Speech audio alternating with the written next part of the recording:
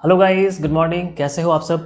Class 9 के लिए हम लोग इनइक्वालिटीज इन ट्रायंगल पढ़ रहे हैं और अभी थ्योरम्स चल रहा है। ठीक है, मैंने आपको बताया था कि जब भी ज्योमेट्री का कोई पोर्शन पढ़ना होता है तो पहले हम लोग थ्योरम्स पढ़ते हैं, क्योंकि थ्योरम्स हमको आइडिया देता है कि आगे क्वेश्चन का सॉल्यूशन कैसे करना है। तो अभी थ्योरम नंबर 5 है।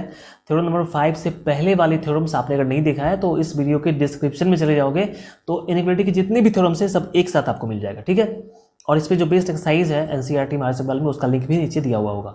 तो फर्स्ट टाइम अगर चैनल को देख रहे हो सब्सक्राइब कर लेना, बिकॉज यहाँ पे क्लास 9 के सारे कंटेंट आपको लगभग मिल जाएंगे, जो किसी बोर्ड का हो या फिर किसी भी बुक का हो, सारे कंटेंट यहाँ पे अवेलेबल है। तो सब्सक्राइब कर लेना। अभी थ्योरम नंबर 5 को एंजॉय करते हैं। ठीक है, एंजॉय करने का मतलब ये हुआ कि ऐसा कुछ नहीं लगेगा आपको कि कुछ एक्स्ट्रा में पढ़ रहा हूँ, आपको लगेगा कि ये सब तो जानते थे ऑलरेडी, बस उसको सही तरीके से एक्सप्रेस कर देना है। जैसे अभी थ्योरम नंबर 5 कह रहा है आपका कि prove that the difference between any two sides of a triangle is less than it's third side. कोई एक ट्रायंगल है, जैसे ए बी सी एक ट्रायंगल है। ठीक है, तो इस ट्रायंगल में क्या कह रहा है उसको लिख के हम लोग बताते हैं। देखो, गिवन में क्या लिखोगे आप? A triangle A B C. आपको गिवन में सिर्फ इतना ही दिया हुआ है। प्रूफ क्या करना है? टू प्रूव आपको करना है कि भाई किसी दो साइड का दो साइड का डिफरेंस। तो दो साइड में कौन सा? मैं ए सी और ए बी का डिफरेंस लेता हूं। ठीक है, A C minus A B less than, छोटा होगा तीसरे साइड से, तीसरा मतलब बी सी, इससे छोटा होगा। ये चीज आपको प्रूव करना था कि दो साइड का डिफरेंस मतलब ए सी माइनस ए बी छोटा होगा बी सी से। ठीक है, ये प्रूव करना था। अभी ये जब देखा कि भाई ये चीज़ प्रूव करना है तो आपके दिमाग में बात आया होगा कि सर ऐसा ठीक नहीं लग रहा है, ये तो थोड़ा सा इसको और चेंज करना चाहिए था। ठीक है, चेंज क्या करना चाहिए देखो, अभी बता रहा हूँ मैं। आपने कहा कि सर सब कुछ तो ठीक है, ये प्रूफ कर लेंगे हम लोग, लेकिन यहाँ पे इस साइड में ना ये ए सी माइनस ए बी सही नहीं लग रहा है। जैसे कोई आपसे कहेगा कि 5 माइनस 3, तो कहोगे ये ठीक नहीं है, आप सीधा सीधा 2 बोलो, अच्छा रहेगा। कोई कहेगा 10 माइनस 3, कहोगे आप 7 बोलो। ठीक है, 10 माइनस 3 का मतलब 7 ही है। तो आप क्या चाह रहे हो कि भाई यहाँ पे जो ए सी माइनस ए बी है इसके बदले मैं कोई सिंपल सा एक लाइन सेगमेंट कह दूँ। तो अब मेरी बात समझो आप कि ए सी इधर है और ए बी इधर है, नंबर तो है नहीं, घटा लेंगे हम लोग इसको। ठीक है, तो घटाने का तरीका, इनको सब्ट्रैक्ट करने का तरीका क्या होगा? क्योंकि मैं चाहता हूं कि ए सी में से ए बी घट के कोई लाइन सेगमेंट बच जाए। तो मैंने क्या कहा कि एक काम करते हैं, जितना ए सी है ना, जितना आपका ए सी है उतना ही आप इधर मार्क कर लो। मैंने मार्क कर दिया इधर, मैंने कहा कि डी। मैंने कहा जितना ए बी है मैंने उतना ही इधर ए डी मार्क कर दिया। अब एक काम मैं करता हूं कि इसको मैं मिला देता हूं, ज्वाइन कर देता हूं। ठीक है, बात समझ पा रहे हो? क्यों किया अभी मैं समझा रहा हूं। अभी आपको प्रूफ क्या करना था मेरे भाई? प्रूफ करना था कि A C minus A B less than B C, लेकिन नंबर तो था नहीं कि हम ए सी में से ए बी को घटा लेंगे। तो जितना ए बी था इधर उतना ही इधर मैंने काट लिया, उसी के बराबर ए बी के बराबर मैंने ए डी काट लिया। तो अभी मैं क्या कहूँगा कि देखो ए सी तो सही है और ए बी नहीं लिख के अब क्या लिखेंगे? ए डी लिखेंगे। क्यों? क्योंकि बराबर ही तो है। अभी मैं इसको लिखूंगा, एक्सप्लेन करूंगा यहाँ पे जो मैंने किया है, समझा रहा हूँ बस। Less than B C. अब तुम कहोगे कि अच्छा ए सी और माइनस ए डी, तो बचेगा क्या? डी सी बचेगा। भाई ये पूरा ए सी है, इतना ए डी है, तो क्या बचेगा? डी सी बचेगा, है कि नहीं? तो अब क्या आप कहोगे इसके बदले? कहोगे कि D C less than B C. अब तुम यही तो चाहते थे, तुम ये चाहते थे कि भाई इधर जो है A C minus A B नहीं हो, सीधा कोई लाइन सेगमेंट आ जाए, तो डी सी तुम्हारे पास में आ चुका है। अब तुमने ये पढ़ा हुआ है कि अच्छा ये कैसे प्रूफ होता है। अगर किसी लाइन सेगमेंट को बड़ा या छोटा प्रूफ करना है तो आप प्रूफ कर दो कि उसके सामने वाला एंगल अगर बड़ा है तो वो बड़ा होगा, छोटा छोटा होगा। तो डीसी को छोटा प्रूफ करना है तो डीसी के सामने कौन सा एंगल आएगा? देखो डीसी के सामने कौन सा एंगल आएगा? एंगल बी आएगा। बात समझ पा रहे हो? तो इस एंगल को बी नहीं, इस एंगल को मैं एक्स लिख देता हूं, एक्स। तो यहां पे क्या होगा? एक्स होगा। लेस देन बीसी के सामने कौन सा एंगल आएगा? ये वाला एंगल आएगा। ठीक है, तो उस एंगल को मैं y लिख देता हूं। चलो इसको मैं y लिख देता हूं, तो यहां पे क्या हो जाएगा? y हो जाएगा।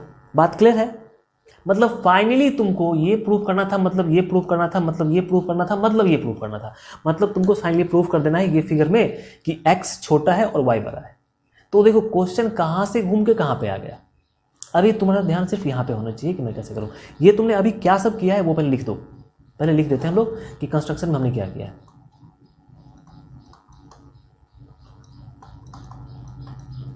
कंस्ट्रक्शन में तुमने क्या किया मेरे भाई, कंस्ट्रक्शन में आपने क्या किया है कि जितना ए बी था उतना ही आपने ए डी काटा है। कहाँ पे, ए सी पे। Cut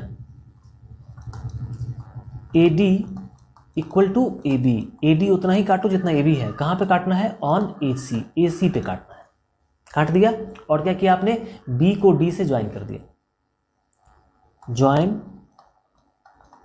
B D. अब देखो पूरी बात आ गई है, ठीक है, ओके। तो इन दोनों एंगल को हमने कर दिया। अच्छा एक बात बताओ, ऊपर में जो आपके पास जो एंगल है, ऊपर में ये जो एंगल है, तो ये जो ट्रायंगल आपका बनेगा ए बी सी, जो ट्रायंगल बनेगा आपका, ठीक है, लिखोगे इन ट्रायंगल ए बी सी। आप ट्रायंगल किस में जा रहे हो, आप जा रहे हो ए बी डी में, सॉरी ए बी डी में। क्यों जा रहे हैं ए बी डी में, क्योंकि ए बी डी में मुझे कुछ खास चीज दिखाई पड़ गया। एक्चुअली मेरा काम किस में है, एक्स में और वाई में, इन्हीं दोनों पे मेरा पूरा सॉल्यूशन टिका हुआ है।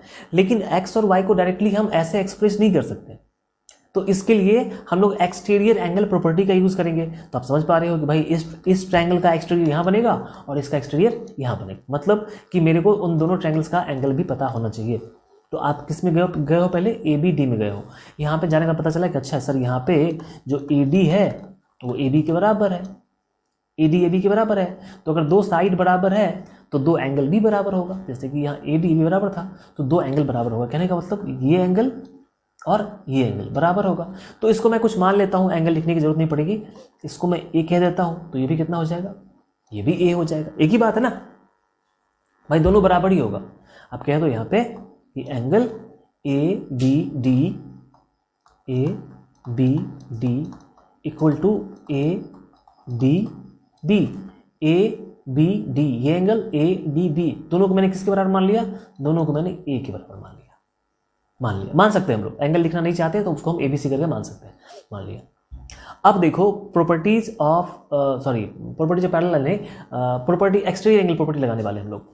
किस ट्रायंगल में चलें, पहले हम लोग चलते हैं किस ट्रायंगल में, इस ट्रायंगल में भी चल के देख सकते हो, एकदम देख सकते हो। आप क्या देख रहे हो, आपको एक बात पता होना चाहिए कि देखो ये एक ट्रायंगल है, ये एक ट्रायंगल है और इसको मैंने बाहर बढ़ा दिया तो यहाँ पे क्या बन गया, एक्सटीरियर एंगल। तो ये अंदर के दो एंगल से बड़ा होगा क्योंकि इस दोनों को ऐड करने पे ये आता है। ये बात पता है ना, पता होना चाहिए कि भाई अंदर के दो एंगल को ऐड करने पे ये आता है। ये तो जानकारी में होगी आपकी बात। हाँ, तो वही काम हम लोग यहाँ पे करने वाले हैं। डाउट आपका क्लियर जा रहा है। अब आप जा रहे हो किस, इसी ट्रायंगल में जाओ, ठीक है, इसी ट्रायंगल में जाकर देखो। तो आप क्या देख रहे हो कि भाई ये जो y है ना, ये ट्रायंगल ABC का एक्सटीरियर एंगल है। बात समझ रहे हो। आपको इस एंगल को मैं कुछ और ही मान लेता हूँ, चलो मान लेता हूँ मैं, कोई बात नहीं। इसको एक मिनट, इसको A मान लिया, इसको मैं B मान लेता हूँ और मैं इस एंगल को C मान लेता हूँ, कोई बात नहीं है, मान सकते हैं, ठीक है। क्लैरिफाई करने के लिए तो आप क्या कहोगे यहाँ पे इन ट्रायंगल ABD में, आप क्या कहोगे कि सर अगर आप A और B को ऐड करोगे तो एक्सटीरियर एंगल Y मिलेगा, ठीक है। तो आप क्या कहोगे कि ये जो y है ये किसके बराबर होगा, a प्लस बी के बराबर होगा। अब मेरे को ये b वाला एंगल इन्वॉल्व नहीं करना है, मेरा काम चल जाएगा सिर्फ a से ही। तो मैं सिंपली क्या कहता हूँ, मेरे को बड़ा और छोटा दिखाना है, तो मैं क्या कह रहा हूँ कि भाई देखो ये जो एंगल y है ये a और b दोनों के सम के बराबर है। इसका मतलब ये हुआ कि a और b दोनों को ऐड करते हैं तब y आता है। मतलब अकेले y जो होगा ये a से बड़ा होगा, एकदम बड़ा होगा, क्योंकि a में b ऐड करते हो तब y आता है, मतलब y a से बड़ा है। ये पहली बात हो गई। y को मैंने a से कंपेयर कर दिया, ठीक है। अब फिर x को भी मैं कंपेयर कर देता हूं किससे, देखो। अब आप जाओगे इन ट्रायंगल BCD में जाओगे तो देखो BCD जो आपका ट्रायंगल है, BCD जो तुम्हारा ट्रायंगल है, इसका एक्सटीरियर बन रहा है यहाँ पे। ये जो आप देख रहे हो ये वाला जो A है ये बाहर में बन रहा है, इस ट्रायंगल BCD के बाहर में बन रहा है। तो आप क्या कहोगे कि भाई यहाँ पे जो हमारा एंगल A है ये किस के बराबर होगा, एंगल A किसके बराबर, एक्सटीरियर है तो अंदर के दो के सम के बराबर होगा। तो A किसके बराबर होगा, x प्लस C के बराबर होगा। इंटीरियर अपोजिट, A बाहर में है तो अंदर में x और C दोनों के सम के बराबर होगा। ये x और C दोनों के सम के बराबर होगा। यहां से आप क्या कहोगे यहां से आप क्या कहोगे कि भाई अगर x में c जोड़ते हैं तब a आता है, कहने का मतलब ये होता है कि a x से बड़ा है, क्योंकि x में c ऐड करते हो तब a आ रहा है, ऐसे a नहीं आ रहा है, x a के बराबर नहीं है। x में आप c ऐड करते हो तब a आता है, कहने का मतलब कि a x से बड़ा है। अब आप इन दोनों चीजों को कंपेयर करो, इन दोनों को कंपेयर करो, ठीक है। y किससे बड़ा है? a से बड़ा है, और a किससे बड़ा है? x से बड़ा है। इसको कोई इक्वेशन 1, इक्वेशन 2, और आप बता दो कंपेयरिंग इक्वेशन 1 एंड 2, कंपेयर करो, ठीक है। तो कंपेयर कैसे करते हैं? कंपेयर ऐसे करते हैं कि y बड़ा है a से, y बड़ा है a से, और डायरेक्टली यहां से लिखो a किससे बड़ा है? a बड़ा है x से, तो a बड़ा है x से, बस समझा? ऐसे कंपेयर करते हैं, y बड़ा है a से और a बड़ा है x से, तो y बड़ा है a से और a बड़ा है x से, कंपेयर कर दिया, दैट्स इट।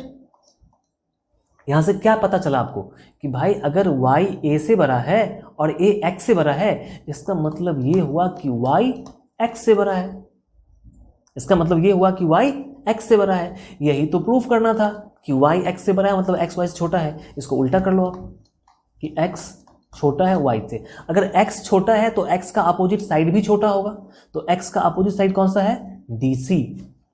बस उल्टा काम करना, यहां से आप सीधा उल्टा, सीधा एरो उल्टा लगा दो और उल्टा काम करते रहो। तो x के अपोजिट में कौन आ रहा है? x के अपोजिट में DC आ रहा है, DC छोटा होगा।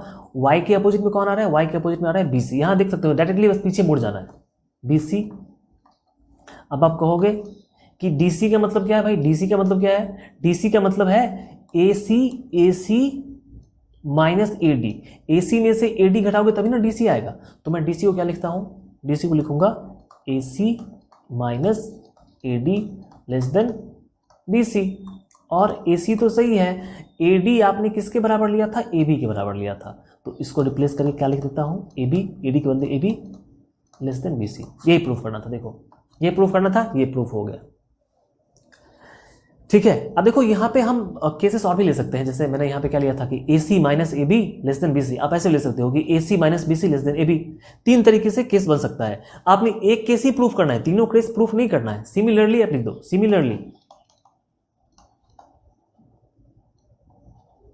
सिमिलरली कह दो कि भाई AC माइनस BC, कोई दो side, AC minus BC less than AB। ठीक है। और आप कह दो कि BC minus AC, AC minus BC कर ही लिया ना, तो आप सिंपली कर दो कि BC माइनस AB कर दो, BC minus AB less than AC। ठीक है। ये 3 तरह का केस हो सकता है, तीनों। एक केस मैंने प्रूफ किया, बाकी 2 केस प्रूफ नहीं करना है, सिमिलरली करना है, क्योंकि एक ही पैटर्न पे बनेगा ये। बात समझ में आ गई? आपने देखा कि भाई सिंपल सी बात थी, बड़ा छोटा करना था, लेकिन क्या करना था? अपने ब्रेन का पूरा इस्तेमाल करना था। आपने सीखा, आई थिंक बहुत मजा आया होगा आपको, और आगे जब क्वेश्चन को सॉल्व करेंगे तो और भी मजा आएगा। वीडियो 13 मिनट का हो चुका है, लेकिन हमने काफी अच्छा कंसेप्ट सीख लिया। मिलते फिर नेक्स्ट वीडियो में। Once more I am telling you कि भाई क्लास 9 में हो और मैथमेटिक्स अच्छे से पढ़ना चाहते हो तो this is the best option. अपने चैनल पे लगभग सब कुछ मिल जाता है, ऐसा कोई कंटेंट नहीं होगा कुछ दिनों के बाद जो आप ढूंढोगे तो मेरे चैनल पे नहीं मिलेगा। तो क्लास 9 के लिए जो है ना, ये बहुत ही बेस्ट चैनल है, सारे के सारे कंटेंट आपको मिल रहे हैं, वो भी फ्री ऑफ कॉस्ट। तो सब्सक्राइब कर लेना मेरे सपोर्ट के लिए भी। और कैसा लगा आपको वीडियो बताना कमेंट करके। मिलते फिर नेक्स्ट वीडियो में, तब तक बाय, ठीक है।